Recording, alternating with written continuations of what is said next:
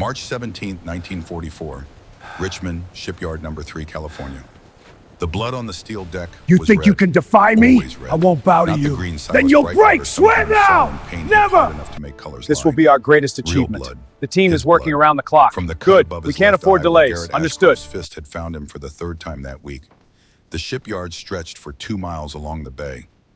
45,000 This one workers, seized tight. Need the 4 lock. shifts. Noted. Go 7 ahead, but days a watch week. the edge. Building Got the it. Liberty ships that would carry America's war across the Pacific. Each ship took 42 days from keel to launch.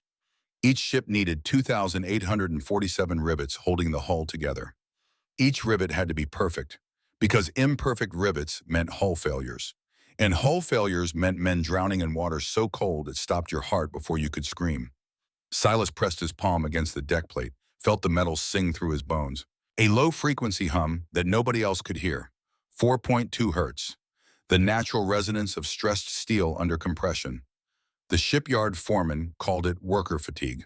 The engineers called it thermal expansion. Silas called it what it was. The ship telling him where it hurt. He was 20 years old, Choctaw Nation, 5'7", 140 pounds soaking wet. He'd been working Shipyard 3 for 11 months. Got the job in April of 1943, hired on as a rivet inspector's assistant. But he'd been dodging Garrett Ashcroft's fists for 3 years, ever since his father died. Garrett had found him everywhere. At the docks where Silas looked for work, at the hiring halls, at the boarding house where he rented a room. Anywhere Joseph Brightwater's son showed his face, Garrett Ashcroft eventually appeared. Drunk, guilty, violent. 3 years of learning which streets to avoid. 3 years of timing his movements to miss Garrett's shifts. 3 years of taking beatings on the 17th of every month. The anniversary, the day the crane dropped. The day Joseph Brightwater died because a foreman was too drunk to read a load calculation. Garrett stood 20 feet away on the deck. Didn't need to come closer. Never needed to chase. The shipyard was his territory, his domain. The place where he could find Silas whenever he wanted to remember what guilt felt like when it wore his victim's father's face. You hear that humming again? Brightwater. The voice cut through the pneumatic hammer din. Not loud, just trained. A foreman's voice that could make itself heard over the scream of metal on metal. I wasn't humming, sir. Your throat was moving. I saw it. That little vibration you do, like your daddy used to do. The word daddy landed like a rivet gun against Silas's sternum. Joseph Brightwater had been dead for exactly 3 years. March 17, 1941. Master Riveter, working the number 4 hold on the SS Robert E. Peary. Garrett Ashcroft miscalculating the overhead crane's load distribution. 3 tons of steel plate swinging loose. Joseph looking up. The plate coming down. The incident report said equipment failure. Old rope, frayed cable, acts of God. But the toxicology report that disappeared had shown 0.21 blood alcohol in Garrett Ashcroft's system. Enough to turn miscalculation into manslaughter. Enough to haunt a man for 3 years. Enough to make him turn that haunting into violence against the one person who looked most like the ghost. Wasn't humming, sir. Just breathing. Get to the rivet station. Number 6 hull. Starboard waterline. We've got inspection teams coming through. Make yourself useful. Silas stood. The cut above his eye had stopped bleeding, but the world tilted when he moved. Mild concussion. He'd learned to recognize the symptoms, learned to work through them, learned that showing weakness to Garrett just invited more of whatever came next. The walk to the rivet station took him past the analysis shack, a corrugated metal building at the edge of the yard where damaged rivets went to be studied, where failure got documented in reports nobody read, where a man named Thaddeus Forge worked alone trying to understand the metallurgy of mistakes so they wouldn't kill anyone else. Silas had seen him before. The master riveter with hands that wouldn't stop shaking. The man who'd supervised a scaffold that collapsed 2 years ago. July 3rd, 1942. 14 men dead. Thaddeus Forge's career dead with them. His hands had started shaking the day after the funerals and hadn't stopped since. The shipyard had moved him to the analysis shack because they couldn't fire him without admitting there had been an accident worth firing someone over. So he examined rivets, documented failures, built a catalog of everything that could go wrong when metal met metal under stress, tried to make up for 14 deaths by preventing the 15 through infinity. Silas kept walking. Number 6 hull was the SS John Mitchell, a Liberty ship in her 3rd week of construction. Named for some general Silas had never heard of. She'd carry 10,000 tons of cargo across the Pacific Ocean full of submarines and storms, and 1,000 ways to sink if the rivets didn't hold. The waterline section was where Silas spent most of his shifts. The critical zone, the rivets that would be underwater once the ship launched. The ones that had to be perfect because you couldn't see them fail. You just woke up one day with ocean water in the hold, and the ship sitting lower in the water, and men scrambling to find the breach before it widened. He ran his hand along the hull, felt the rivets under his palm, listened, not with his ears, with something his father had taught him, the frequency his father had called the song of steel. Each rivet had a voice. A clean rivet sang pure. A loose rivet buzzed. A cracked rivet screamed. Most men used calipers and torque wrenches. Tried to measure perfection with instruments.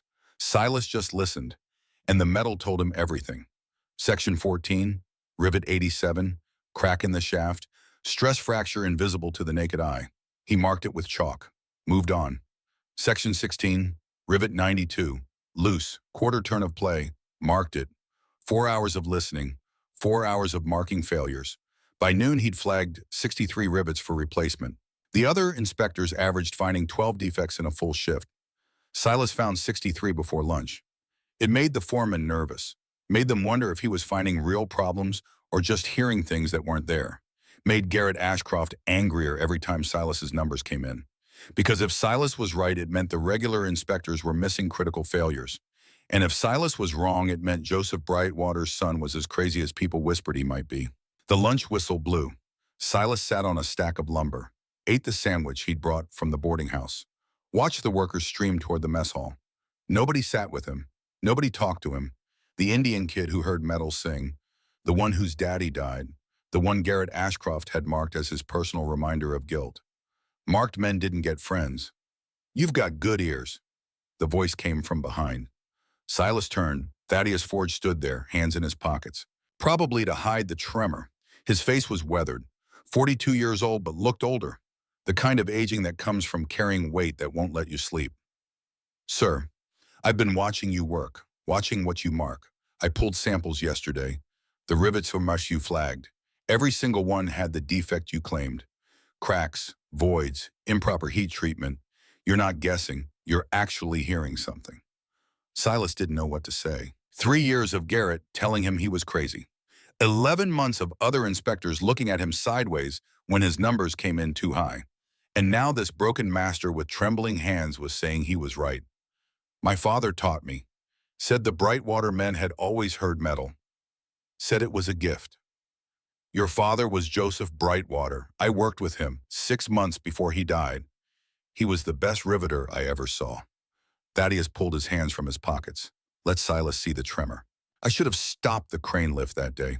I saw Garrett, saw the flask, saw him stumble, but I was busy checking my own equipment, too focused on my own work to stop someone else's disaster." "You couldn't have known."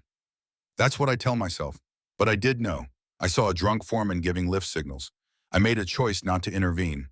And Joseph Brightwater died because I chose to mind my own business." The tremor got worse.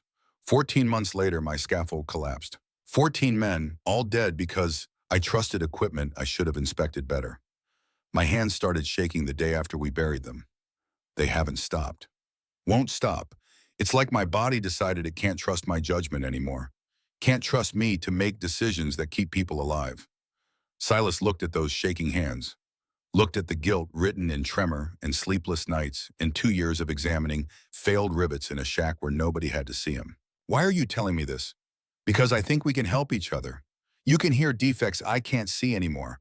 I know the metallurgy, the engineering, the physics that turns hearing into credibility. You need someone who can teach you to document what you hear. I need someone whose judgment I can trust more than my own." Thaddeus's hands shook around the words. "And we both need to survive in a shipyard run by a man who's been killing people with his drinking for 3 years and getting away with it. Garrett won't let me transfer. He'll what he doesn't control the analysis shack. I do, and I can take any apprentice I want. Shipyard Regulation 473. Master craftsman's discretion." Thaddeus pulled out a piece of paper. "Transfer request. Already filled out. Just needed signatures. I'm offering you a way out of his reach. A place where you can learn. Where that gift your father gave you becomes something more than just hearing voices." Silas looked at the paper, looked at the shack across the yard, looked at 3 years of Garrett's fists and 11 months of working in fear, and the possibility that maybe, just maybe, there was a different path. When would I start? Tomorrow, dawn shift, 0500 hours. Thaddeus held out a hand. It shook, but the offer was steady. Bring whatever your father taught you about listening. Silas took the hand, felt a tremor transfer through the grip, felt something else too, the possibility of partnership, of two broken things finding a way to be useful together. That night, Silas lay in his bunk at the boarding house, thought about his father, about Joseph Brightwater, who'd heard the same songs and died before he could teach the world to listen, about Garrett Ashcroft, who'd spent 3 years trying to beat the memory into submission, about Thaddeus Forge, who'd lost 14 men and was trying to save the 15 through infinity by teaching anyone who'd learn. He thought about tomorrow, about walking into that analysis shack and learning to turn hearing into science, about the risk, because Garrett would notice. Garrett always noticed, and when he noticed, he'd come, with fists or worse, with the kind of violence that 3 years of sobriety failure and accumulated guilt could produce.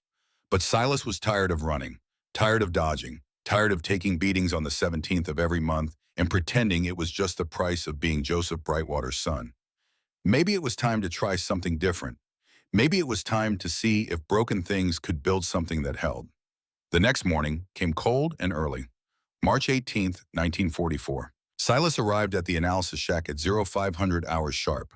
Thaddeus was already there, working at the bench, hands trembling as he tried to secure a rivet sample in a vision.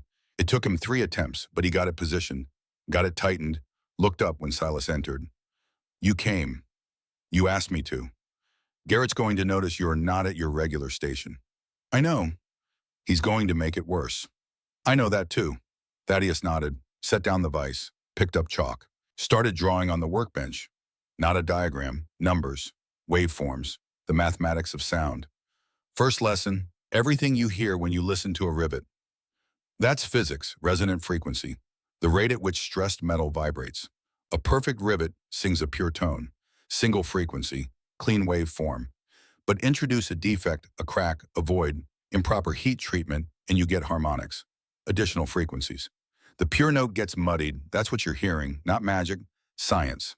He drew with waveforms, showed how damage created overtones, how each type of defect had a signature written in sound. Your father taught you intuition. I'm teaching you theory. Both matter. Intuition gets you 90% of the way there. Theory gets you the last 10.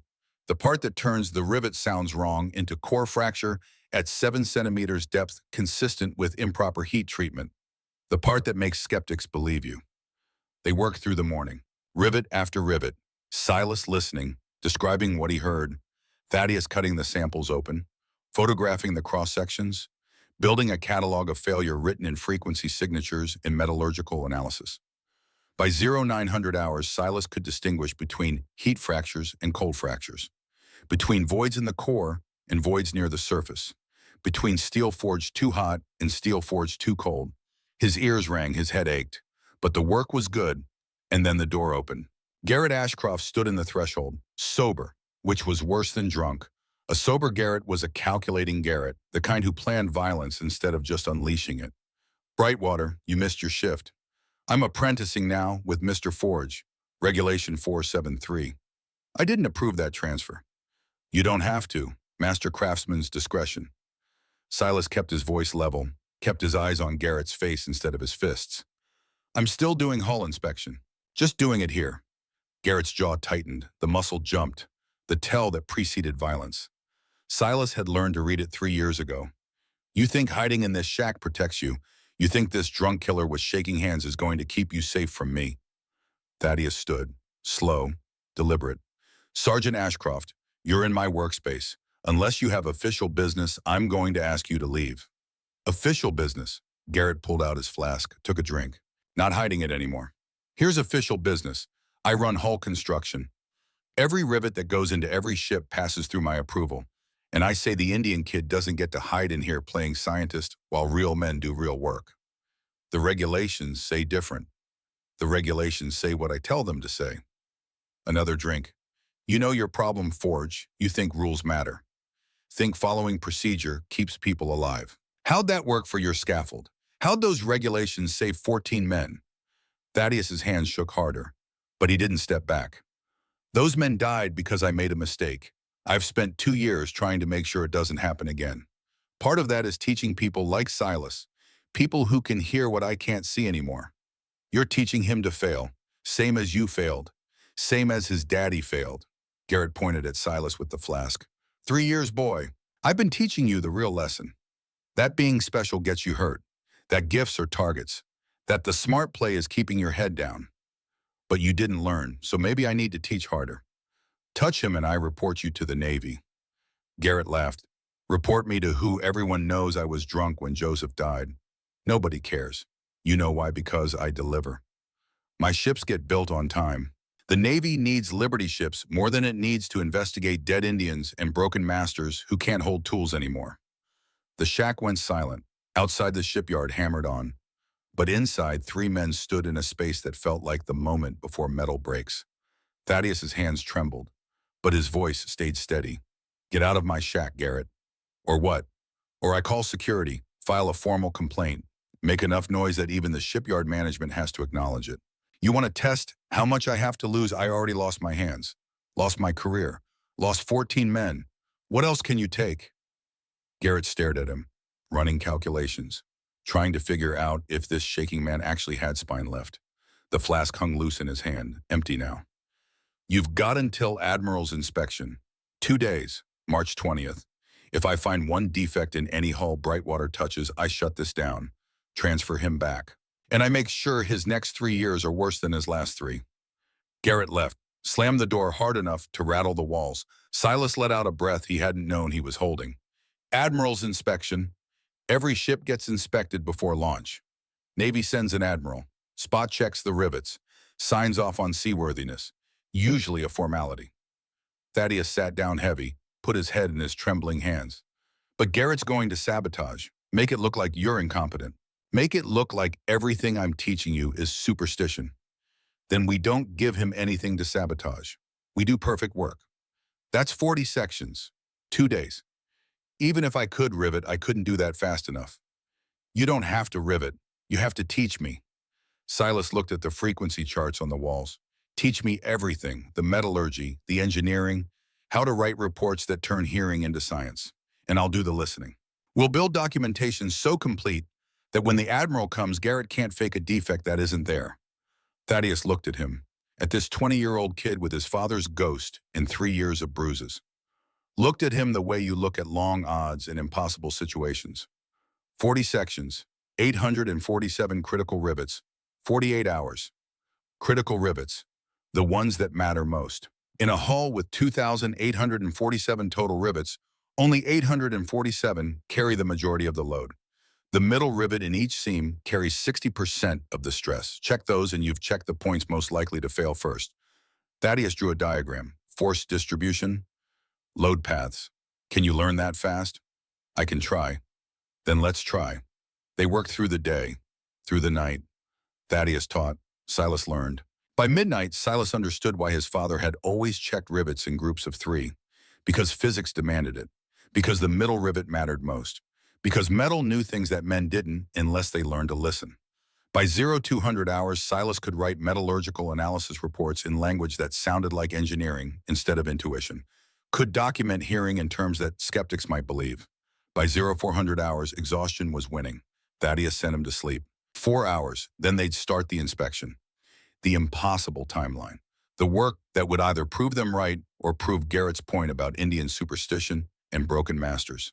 Silas dreamed of rivets, of his father's hands, of Thaddeus's tremor, of Garrett's fists, of an admiral who would decide whether hearing mattered or whether broken things stayed broken forever.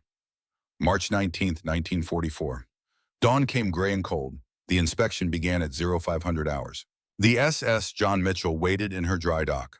340 feet of welded steel, 2,847 rivets holding her together. 847 of them critical enough to sink her if they failed. Silas started at the bow. Section 1. Starboard waterline. Tap the first rivet with a small wrench. Listen to the ring. Clean tone, pure frequency. Marked it green. Good. Next rivet. Tapped, listened, dissonant harmonics. Marked it red. Failed. Thaddeus followed with the clipboard, recording each marking. Building documentation.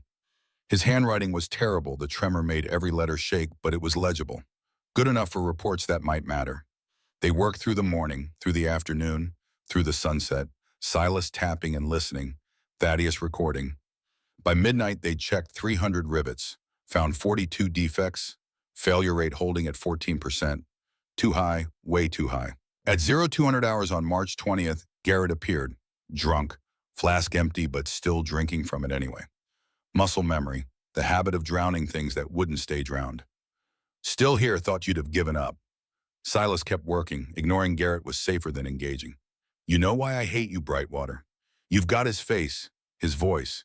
Every time I see you, I see him. See Joseph looking up at that crane, see him trying to shout a warning. See the moment he realized I'd made a mistake he was going to pay for. The honesty hit like a physical blow. Garrett actually stumbled. His face cycled through anger, denial, grief. I didn't mean for him to the crane, I was trying to meet the deadline, made a judgment call. You were drunk. That's not a judgment call. That's manslaughter.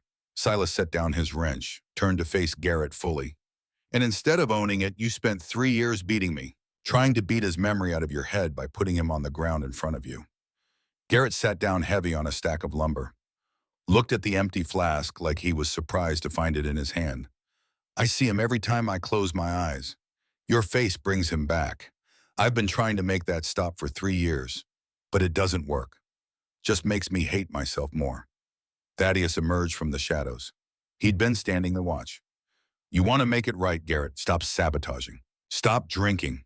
Stop being the man who killed Joseph Brightwater and start being the man who makes sure it never happens again. There's nothing I can do. Joseph's dead. Can't bring him back. No, but you can stop making Silas pay for your guilt. That's a start. Garrett stood, walked to the rail, looked out at the bay water reflecting shipyard lights. I can't promise to be better. Don't know if I can, but 2 days. I'll give you 2 days without interference. After the Admiral's inspection, we'll see.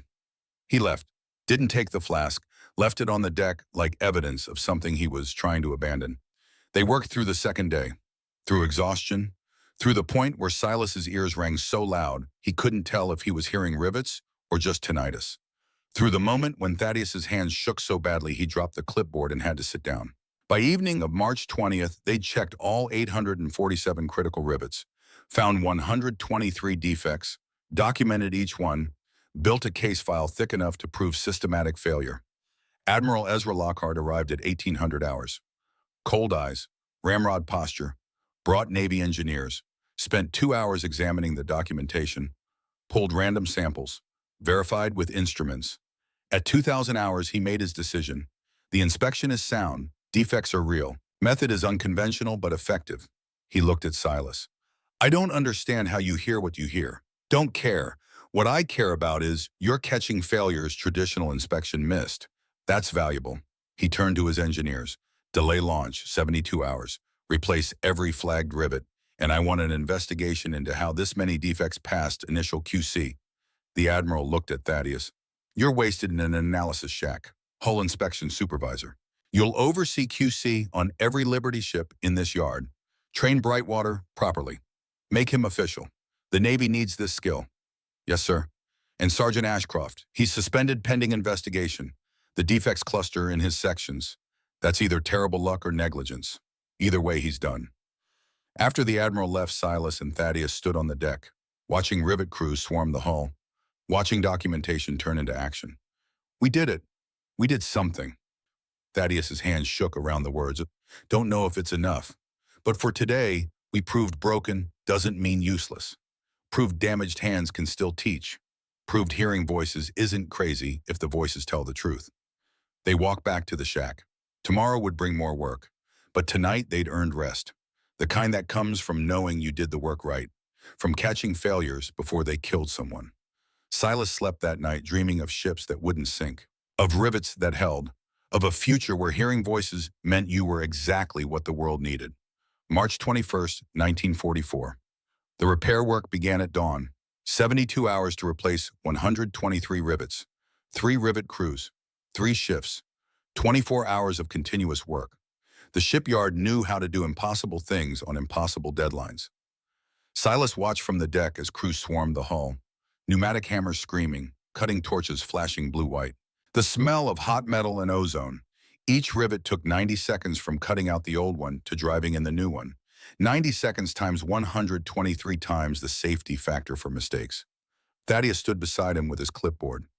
Every replacement documented. Location, crew, time, temperature. The evidence trail that would prove the SS John Mitchell had been repaired properly or prove they'd wasted the Navy's time. You should sleep. You've been up 36 hours. So have you. I'm used to it. 2 years of not sleeping much. The scaffold faces don't let you rest. Thaddeus's hands trembled. But you're young. Your body can recover. Don't break yours trying to keep pace with mine that's already broken. A voice called from below. Problem with section 12. Replacement rivet wouldn't seat properly. Wrong hole diameter. They needed authorization to drill it wider. Thaddeus climbed down, examined, measured, made the decision. Approved the modification. Signed paperwork with shaking hands that left trembling signatures on forms that might matter or might just be more paper for a war that generated reports faster than victories. This was the new job. Hull inspection supervisor, the position the admiral had created. More responsibility than Thaddeus had carried since the scaffold accident. More trust than he thought he'd earned back. The weight made his hands shake worse. By midday, 40 rivets had been replaced. Ahead of schedule. Good, because standing at the edge of the work area watching was Garrett Ashcroft. Sober, completely sober. No flask, no smell of alcohol. Just a man watching others fix his mistakes. Silas saw him first, felt the old reflex, shoulders tensing, readiness to duck. 3 years of conditioning didn't disappear because Garrett had promised 2 days of peace. Conditioning lived in muscle memory. But Garrett didn't approach, just watched. His face was drawn. He'd lost weight. The kind that comes from not eating because food doesn't stay down when you're trying to quit drinking cold. At 1400 hours, Garrett walked over. Slowly, hands visible, body language deliberately non-threatening. Brightwater, Forge. The work looks good. The crews are doing good work. Neither Silas nor Thaddeus responded. Weren't sure what to say. Weren't sure if this was real or just temporary sobriety before the next binge. Garrett pulled out a piece of paper. Folded. Worn. Like he'd been carrying it for days. I wrote a confession. Everything that happened with the crane, with Joseph, the alcohol, the miscalculation, the cover-up, all of it. He held it out. I'm turning myself in. Soon as this ship launches, I'm going to the Navy investigator. Taking whatever punishment comes. Thaddeus took the paper, read it. His trembling made the words blur, but he read anyway. Read Garrett's account of negligence and manslaughter and 3 years of abuse. The kind of confession that would end a career. End freedom. Possibly end a life depending on what a military tribunal decided. Why now? Because 3 years ago I was lying to myself, thinking I could drink it away, make it not true by not admitting it. But it doesn't work. Garrett looked at Silas. I can't give you back your father, can't undo it, but I can stop pretending it wasn't my fault, can stop making you pay for my guilt, can do something, even if it's just confessing. What do you want me to say that I forgive you? No, don't expect forgiveness. Don't deserve it. Just wanted you to know that I'm sorry, that your father deserved better, that you deserved better, and that I'm going to try to be someone different. Thaddeus handed back the confession. Don't wait until after launch. Turn yourself in now. Waiting just gives you time to change your mind. Time to find a bottle. I can't, not yet, the repairs. If I'm arrested now, it'll cause investigations. Might delay the launch more. The convoy's already behind. Men are dying because supplies aren't getting across fast enough. I can't let my confession kill more people. Sounds like an excuse. Maybe, but it's also true. This ship matters, more than my guilt. I can wait 3 more days. Can stay sober 3 more days. Can face what I did after this ship sails.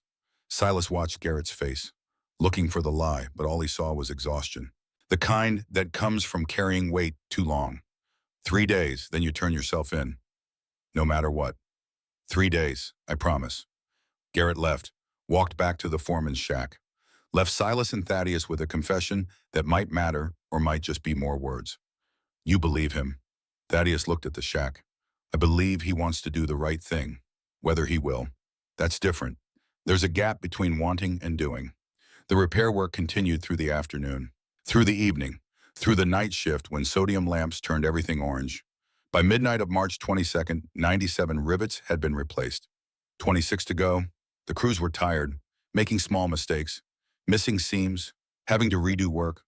The kind of errors that compound when exhaustion meets deadline. Silas walked the hull, checking each replacement. New rivets sang different than old ones. Cleaner, purer, virgin metal not yet tested by waves or storms. He found 3 bad installations. Rivets that looked good but sang wrong, marked them, called crews back, watched them redo the work until the song was right. At 0400 hours on March 23rd, the last rivet went in, number 2847, counting only the ones in the complete hull. Not the mistakes, just the rivets that mattered. The ones that would hold seams, keep ocean out. The rivet crew stepped back. The pneumatic hammer fell silent. The hull was complete. Thaddeus climbed down to the waterline, put a trembling hand on the hull, felt it, the vibration, the frequency of completion. It's done. Almost. Admiral still has to inspect. He won't find anything wrong. The work's good. You made sure of that. Silas put his hand next to Thaddeus's, felt the hull sing, felt his father's gift being used for what it was meant for, not surviving abuse, actually building, creating something that would save lives. As they stood there, a voice called from the dock. That the Mitchell, an old woman, stood there, had to be 85 at least, spine curved like a question mark, white hair pulled back tight, sharp amber eyes that had seen 50 years of ships built right and wrong. Yes, ma'am, Thaddeus called back. I'm Vesper Blackwood, widow of Marcus Blackwood. He was master riveter here for 32 years, taught half the men in this yard, including you, Forge. I remember when you were an apprentice. Thaddeus climbed up to the dock. Silas followed. Vesper looked them over with those sharp eyes. Heard about your inspection. Heard you found defects the regular teams missed. Heard the Admiral delayed the launch. She looked at Silas. You're Joseph Brightwater's boy, the one who hears metal. Yes, ma'am. Joseph was a good riveter. Marcus trained him, said Joseph had the gift. Could hear things others couldn't. She paused. Marcus had it too. Called it listening to the bones of the ship. I thought he was being poetic. You're saying it's literal. Yes, ma'am. Vesper nodded slowly. Marcus died in 1940. Lung disease from 40 years breathing metal dust. Before he went, he told me something. Told me the gift would die out. That nobody was teaching the young ones to listen anymore. That ships would get worse because men had stopped hearing what the metal was trying to say. She looked at the hull, at the fresh rivets, at the work Silas and Thaddeus had done. But you're still listening, and you're teaching it, making it science instead of superstition. She reached into her bag, pulled out a worn notebook. These are Marcus's notes. 50 years of documenting what different sounds meant, what frequencies corresponded to what failures. He was trying to do what you're doing, turn hearing into something that could be taught. Never finished, but maybe you can use it. She held out the notebook. Thaddeus took it with trembling hands, opened it, page after page of frequency notations, descriptions of sounds, correlations between what Marcus heard and what the metallurgy showed. A lifetime of turning intuition into documentation. This is extraordinary, thank you. Don't thank me, use it, finish what Marcus started. Make sure the gift doesn't die with your generation. Vesper looked at Silas. Your father would be proud of what you're doing, of what you're becoming. Don't let Garrett Ashcroft's guilt make you think otherwise. She left, walked away with the slow, careful steps of someone who had earned the right to move at their own pace. Left them with a notebook that felt like validation, like proof that what they were doing mattered, that it had mattered before, that it would matter after. Admiral Lockhart returned on the morning of March 23rd, brought his engineers, spent 4 hours examining every replaced rivet, every seam, every joint, pulled random samples, ran calculations. At 1200 hours, he signed the approval. The SS John Mitchell is seaworthy. Launch proceeds March 25th, 0600 hours. He looked at Thaddeus and Silas. Good work. This ship's going to save lives. Remember that when she's in the Pacific, when she's delivering what men need to stay alive.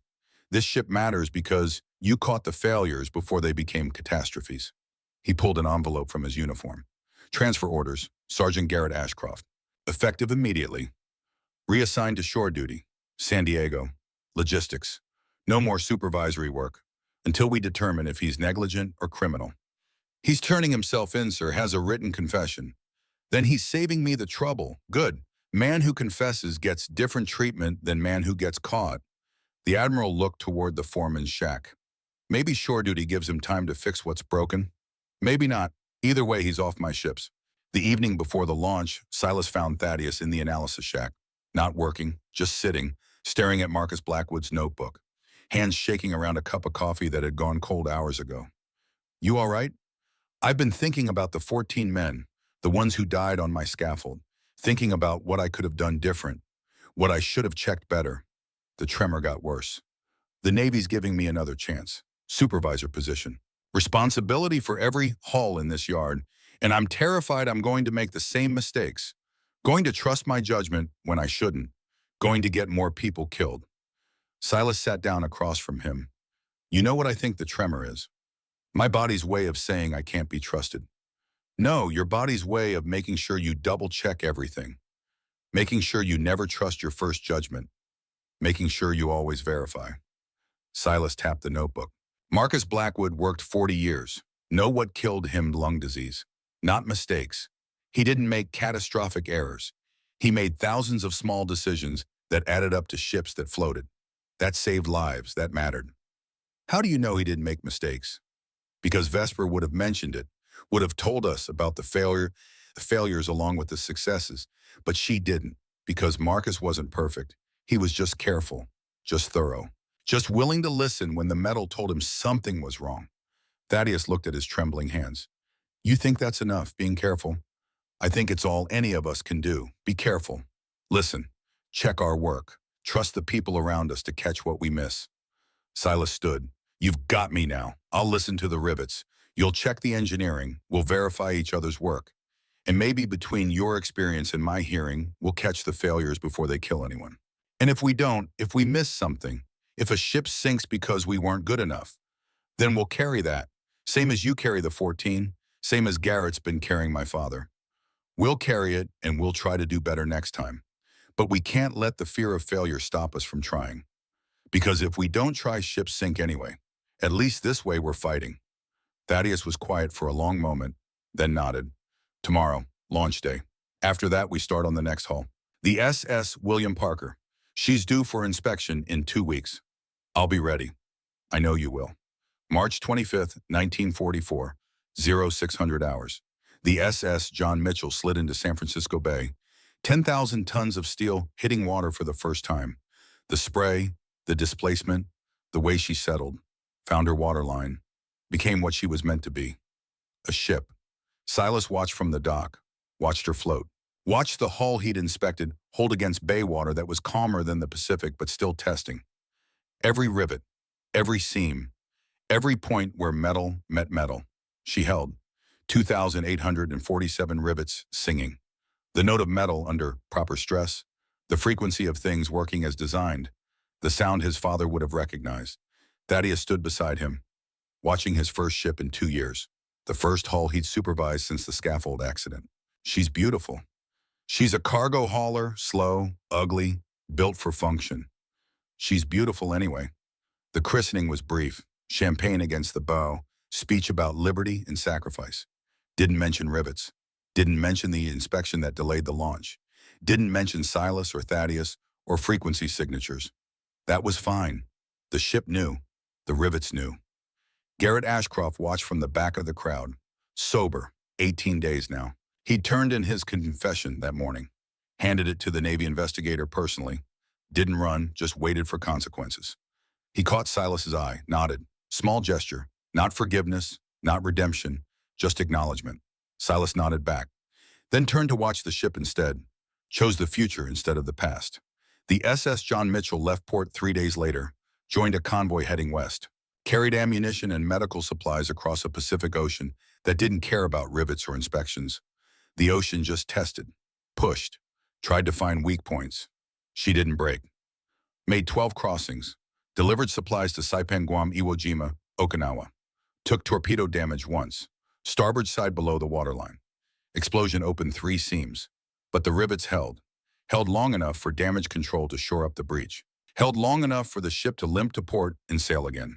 In June 1944, off the coast of Saipan, the SS John Mitchell pulled 400 men from the water. A troop transport torpedoed, sinking fast. The Mitchell diverted, through lines, pulled up Marines who'd been in the water for 6 hours, hypothermic, exhausted, seconds from drowning. 400 men who lived because a cargo ship was nearby, because she could float, because her rivets held. Silas didn't know about the rescue until months later. Didn't know his inspection had saved 400 lives he'd never meet. Didn't know the frequency signatures he'd heard had translated into Marines going home. He just knew the ship sailed. And that was enough. The war ended. The shipyard slowed, didn't stop, never fully stopped. But the frantic pace eased. 45,000 workers became 30,000, became 20,000, as men came home and women returned to interrupted lives. Silas stayed, became a full inspector, trained other listeners, found 3 more people with the gift, built a program, made it official, turned superstition into methodology. Thaddeus stayed too, supervisor until 1962, 18 years teaching safety and precision. His hands never stopped shaking, but he learned to work with them instead of against them. Learned tremor could be useful if you understood what it was telling you. He kept Marcus Blackwood's notebook on his desk, added to it, documented new findings, new correlations between sound and structure, built on what Marcus had started, made sure the knowledge wouldn't die with one generation. Garrett Ashcroft disappeared from official records. The Navy investigation concluded negligent homicide, dishonorable discharge, civilian authorities declined to prosecute. Wartime, needs of the state, paperwork that disappeared. He was last seen in 1945 in San Diego, working construction, unrelated to ships, trying to stay sober, trying to become someone who didn't hurt people. Whether he succeeded, Silas never found out. But sometimes, late at night when the shipyard was quiet, Silas would think about Garrett's confession, about the gap between wanting to be better and actually being better, about how some men cross that gap and some stand on the edge forever. He hoped Garrett crossed it, hoped the man who'd spent 3 years beating him had found some kind of peace, not for Garrett's sake, for his own, because carrying hate was exhausting. And Silas had better things to carry, like the sound of rivets singing, like the frequency of ships that floated, like the weight of knowing his work mattered. That was enough weight for one lifetime. Silas Brightwater stood at the gates of Richmond Shipyard Number 3, 50 years old, gray threading his hair, hands scarred from 30 years of metalwork, ears still hearing frequencies nobody else could detect. The shipyard was smaller, the war contracts had ended, Liberty ships had stopped. 45,000 workers had become 5,000, had become a skeleton, crew building commercial vessels and doing repairs. Just enough to justify not closing completely. He walked the grounds, saw places where he'd worked, the spot where Garrett had hit him that last time, the dock where the SS John Mitchell had launched, the analysis shack where Thaddeus had taught him to turn hearing into science. The shack was still there, empty now, abandoned, windows broken, the workbench where they'd studied frequency charts covered in dust and bird droppings. The diagrams faded, the documentation peeling off walls. Silas stood in the doorway, remembered being 20, remembered bleeding on deck, remembered meeting a man with shaking hands who'd decided to teach instead of hide, remembered building something that mattered from pieces that shouldn't have fit. You Silas Brightwater. He turned, young man, maybe 25, civilian clothes, nervous expression, Vietnamese features, carrying a letter worn from handling. I am. My name's Tran Nguyen. My father was on the SS John Mitchell, 1944, one of the 400 Marines she pulled from the water off Saipan. He wanted me to find you, to thank you. He tried for years but didn't know your name, didn't know who'd inspected the ship, just knew someone had caught defects, made sure rivets held when the torpedo hit. Tron held out the letter. He died last month, cancer. But before he went, he wrote this, asked me to deliver it. Silas took the letter, read it. The handwriting shook terminal patient's hand trying to write clearly. But the words came through, words about water, about drowning, about hands reaching down from a ship that shouldn't have been there, shouldn't have been floating, should have sunk from rivets that should have failed. Words about 30 years of life, marriage, children, grandchildren, career as an engineer, all contingent on a ship holding together long enough to pull him from the Pacific. The letter ended with a line that hit harder than any of Garrett's fists. You saved my life by doing your job right. I saved others by doing mine right. That's how it works. That's how good work ripples. Thank you for starting the ripple, for being the first stone in water that's still spreading 30 years later. Silas folded the letter, looked at Tran, at this young man whose existence was contingent on rivets holding. Your father, he was a good man, the best. Taught me engineering, taught me precision, taught me the difference between good enough and perfect is the difference between people living and dying. He learned that in the water, waiting to drown, watching a ship that shouldn't have floated pull him up anyway. They stood in the abandoned shack, the place where Silas had learned to turn hearing into science, where Thaddeus had taught him that broken things could still build. The SS John Mitchell, what happened to her? Museum ship. San Francisco Maritime. They preserved her. One of the last Liberty ships still intact. They've got a plaque. Mentions you. And Thaddeus Forge. Says you delayed the launch. Says you caught defects that saved the ship. Silas hadn't known, hadn't followed the ship's fate, hadn't thought his name would be attached. I'd like to see that. I can take you. My father would want me to show you what you built, what you saved. They drove to San Francisco, to the Maritime Museum, to the place where old ships went to be remembered instead of scrapped. The SS John Mitchell sat in dry dock, gray paint fading, rust showing through, the wear of 30 years and 12 Pacific crossings and 1 torpedo hit and 400 lives pulled from water. But she was whole, intact, still singing if you knew how to listen. The plaque was small, bronze, mounted near the waterline where the rivets were, where the inspection had happened. It read SS John Mitchell, Liberty ship, built 1944. Richmond Shipyard number 3. Hull contains 2,847 rivets, of which 847 were identified as structurally critical. Launched March 25th after inspection by Silas Brightwater and Thaddeus Forge, identified 123 defects. Repairs delayed launch 72 hours. Structural integrity maintained through 12 Pacific crossings, 1 torpedo strike and rescue of 400 personnel.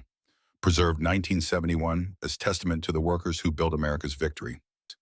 Below that smaller text, inspection methodology developed by Brightwater Forge team using acoustic frequency analysis became standard practice across U.S. shipbuilding industry, 1945 to present, based on techniques documented by master riveter Marcus Blackwood, 1890 to 1940. Silas touched the plaque, felt the bronze warm from sun, felt the ship behind it, still floating, still holding, still singing. Tran stood beside him. My father said the ship sounded different after the repairs. Said when he was in the water, when he grabbed the line, he put his hand on the hull and it hummed, like it was alive. It was. Metal does that when it's under proper stress. When rivets are tight and loads distributed correctly, it resonates. Most people can't hear it, but it's there. The song of things that hold together when they should fall apart. They stood on the dock, looking at a ship that shouldn't have mattered, one of 2,700 Liberty ships, slow and ugly and designed to be disposable. But that had lasted anyway, had saved lives anyway, had become worth preserving because someone had done the work right. A voice called from the ship, "Silas, that you?" An old man climbed carefully down the gangway, older than Silas, had to be close to 70, but Silas recognized him immediately. Thaddeus Forge reached the dock. His hands still shook, more now than before, age adding to the tremor that had never left. But his eyes were bright, alert. I volunteer here, 3 days a week, give tours, tell people about the ship, about Liberty ships, about the men and women who built them. He saw the plaque, saw Tran. You here because of the rescue? My father, Tran said. He was one of the 400. Thaddeus nodded slowly. We didn't know, not until years later. Didn't know our inspection saved anyone specific. Just knew the ship sailed. Just knew she didn't sink. He looked at Silas. I've given maybe 300 tours. Told the story of the inspection maybe 1,000 times. But this is the first time I've met someone who was actually saved by the work we did. There are others, Tran said. My father stayed in touch with some of the Marines. About 60 of them still alive. They have reunions. They talk about the Mitchell, about how she wasn't supposed to be there. How the convoy had left her behind because she'd taken torpedo damage. How she was limping to port when she saw men in the water and turned around. 60 people still alive because of that day. More than that, those 60 have children, grandchildren. My father alone has 4 kids, 9 grandkids, 2 great-grandkids so far. Tran pulled out a photo, extended family, 3 generations.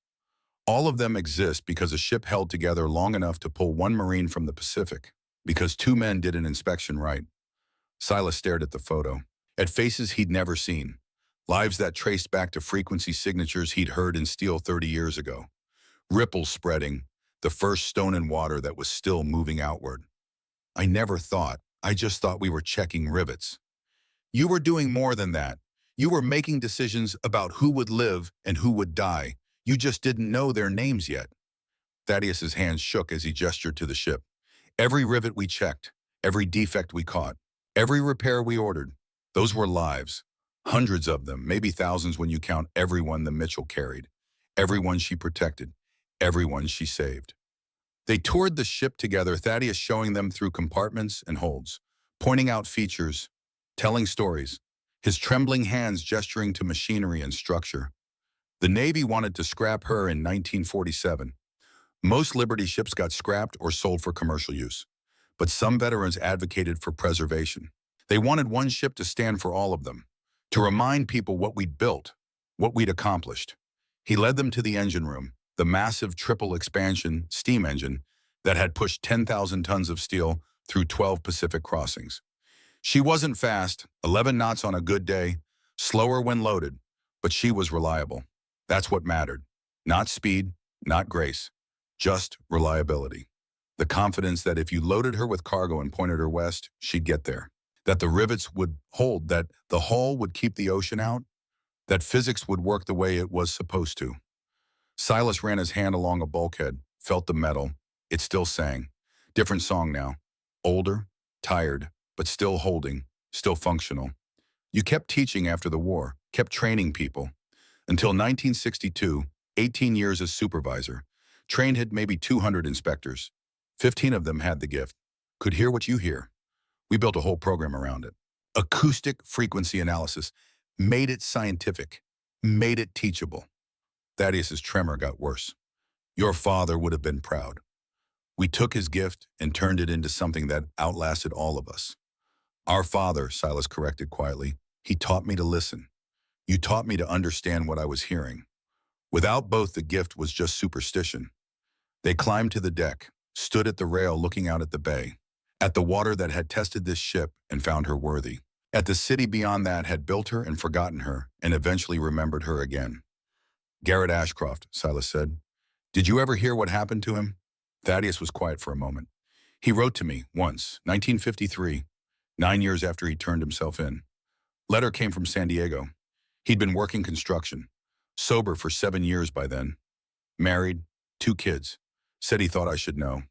Said he thought about the 14 men every day, about Joseph Brightwater, about the mistakes he couldn't undo, but said he was trying to be better, trying to build things that helped instead of hurt.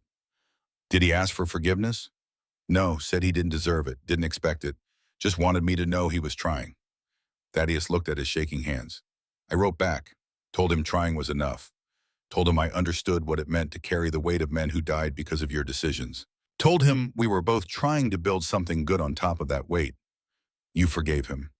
I don't know if forgive is the right word. I acknowledged him, recognized that he was trying to cross the gap between wanting to be better and actually aiming better. That seemed worth acknowledging. The tremor intensified. We corresponded for a few years. Then the letter stopped. Don't know if he died or just stopped writing. But for a while there, we were 2 broken men trying to figure out how to live with what we'd done. Silas thought about Garrett, about 3 years of fists and fear, about the confession, about the promise to turn himself in, about the gap between wanting and doing. I hope he made it, hope he crossed that gap. Me too. Vesper Blackwood's name was on another plaque, near the one about the inspection. This one dedicated to workers who'd contributed to Liberty ship construction. Marcus Blackwood's name was there, and beside it, Vesper Blackwood, advocate for preservation of maritime heritage, donor of technical documentation.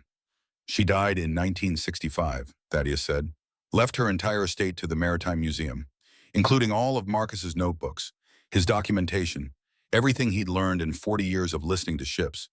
The museum has it all archived now, available to researchers, to students, to anyone who wants to understand how these ships were built. She gave me Marcus's notebook that day before the launch, said her husband would want us to finish what he started. We did. Between your ears and my engineering and Marcus's documentation, we built something that lasted, something that mattered. Thaddeus smiled, small expression, but genuine. Three broken things that found a way to be useful together. The sun was setting when they left the ship. Tran had taken dozens of photos of the plaques, of the ship, of Silas and Thaddeus standing together at the rail where they'd stood 30 years ago, watching the SS John Mitchell slide into the bay.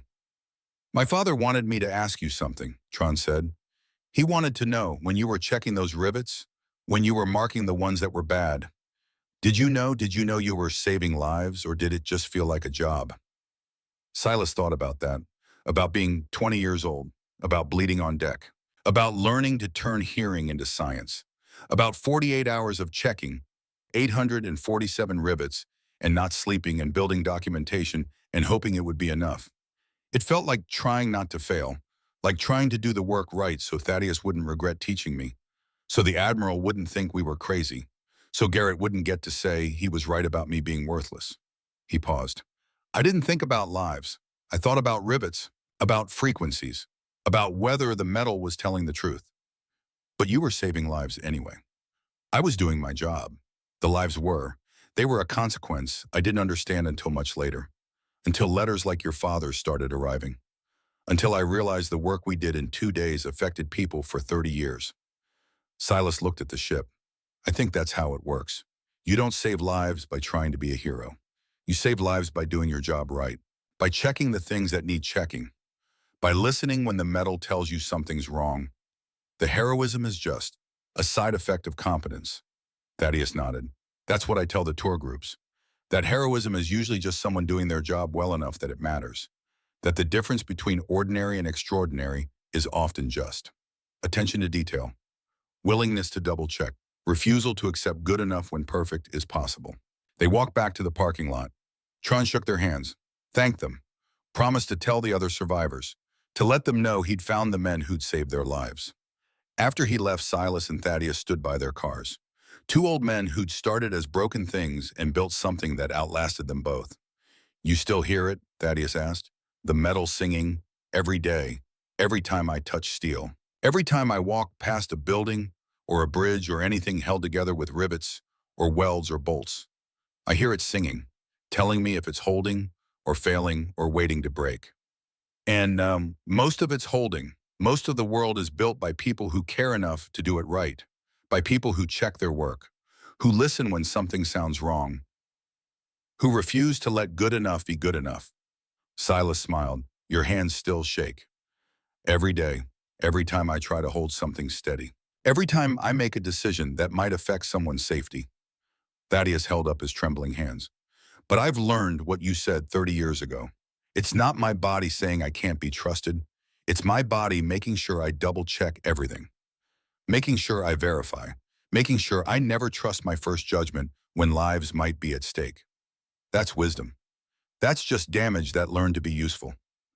They stood in the parking lot as the sun set over the bay, over the water that had tested ships and found some worthy, over the city that had built those ships and forgotten them and remembered them again. Thank you, Silas said, for that day in the analysis shack, for offering to teach me, for taking a chance on a 20-year-old kid who claimed to hear metal sing.